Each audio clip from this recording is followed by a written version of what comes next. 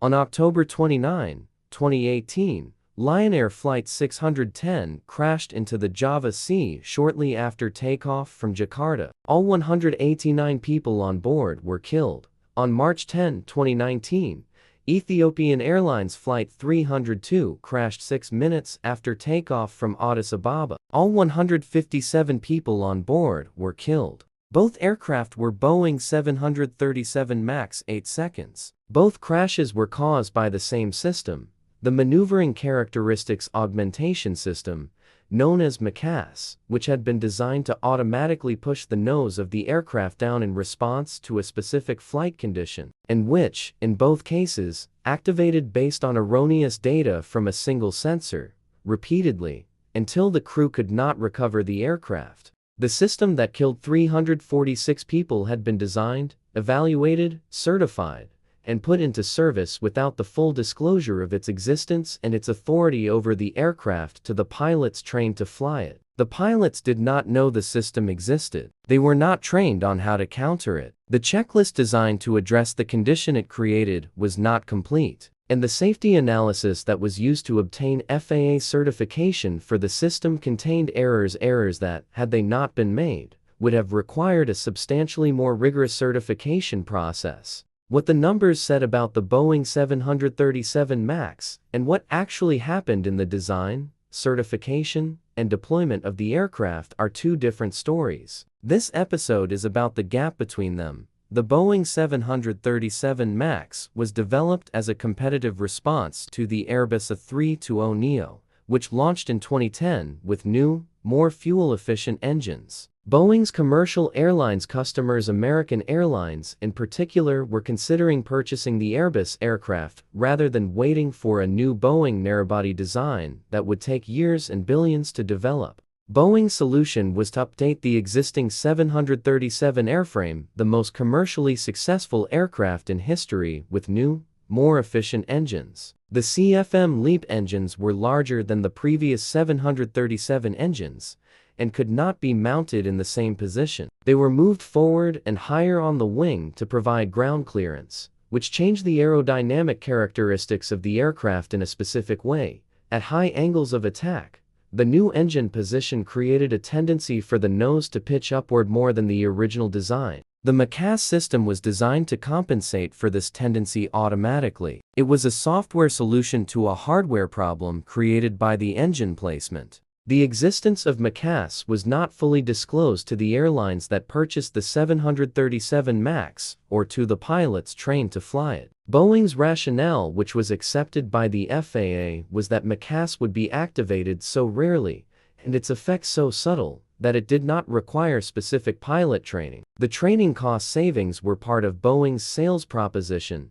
Airlines that already had 737-rated pilots would not need expensive new type ratings for the MAX. Have you ever been inside an organization where a financial consideration, training costs, certification timeline reshaped how information about a risk was disclosed? Leave a comment. The safety analysis that was submitted to the FAA for MCAS certification contained a critical error. The analysis classified the hazard category for MCAS failure as hazardous rather than catastrophic.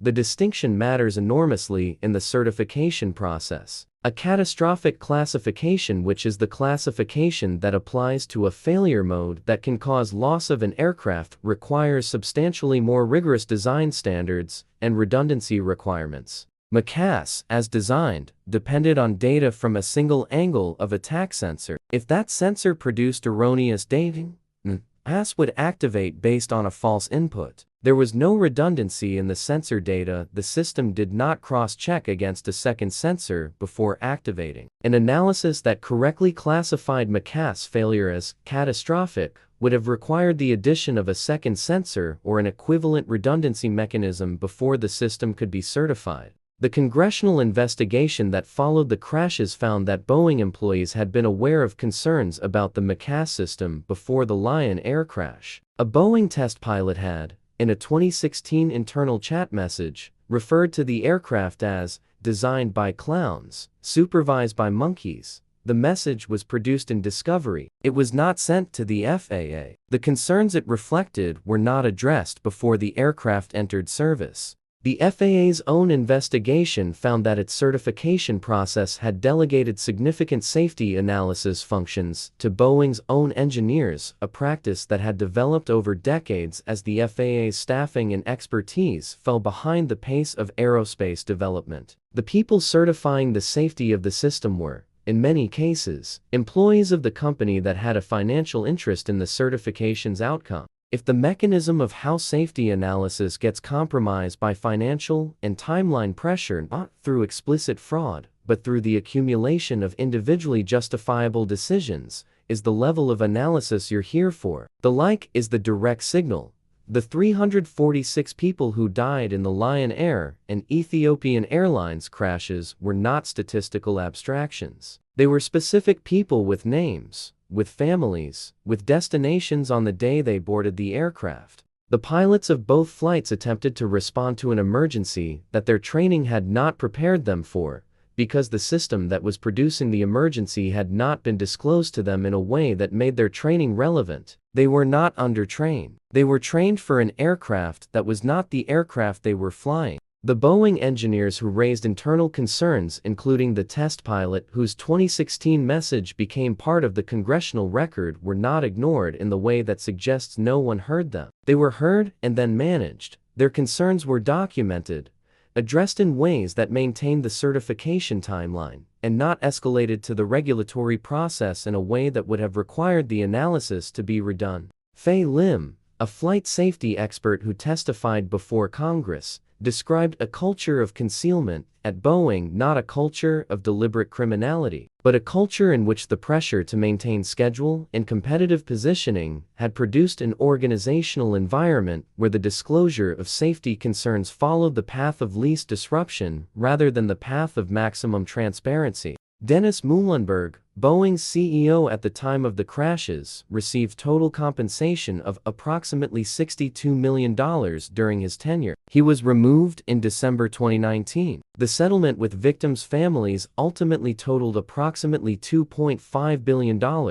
What the Boeing 737 MAX case teaches about the gap between what the numbers said and what actually happened is specific and broadly applicable. The numbers that were presented to the FAA, to the airlines, and to the pilot said the MCAS system was a minor, rarely activated augmentation with the correctly classified hazard level and adequate single-sensor architecture. Those numbers were the product of an analysis process that was conducted under financial and timeline pressure, delegated to the company with the largest stake in the outcome, and not independently verified by the regulator with the authority to require changes. The actual situation, the hazard level, the activation frequency, the sensor architecture, the pilot awareness, the completeness of the emergency checklist was different from the numbers in ways that became visible only when the system activated in the field. The gap between the numbers and what happened was not a measurement error, it was a process error. A certification process that produced numbers designed to support a predetermined outcome rather than numbers designed to accurately characterize the risk. The practical thing, whenever you are evaluating numbers produced by a process in which the people generating the numbers have a significant financial interest in the outcome, the question to ask is not whether the numbers are technically accurate, it is whether the process that generated them was designed to find the right answer or to support the answer that the financial interest required. The two processes can produce identical-looking numbers. They produce very different safety outcomes. The next episode looks at a case where the numbers were generated by an independent process. The outcome was verified by an external party, and the analysis was still wrong. Which is the version of this problem that has no comfortable institutional solution? This content was developed with the support of artificial intelligence tools and underwent human review, editorial curation, and approval before publication. The analysis presented here is strictly educational and philosophical in nature, grounded in behavioral psychology and classical stoicism.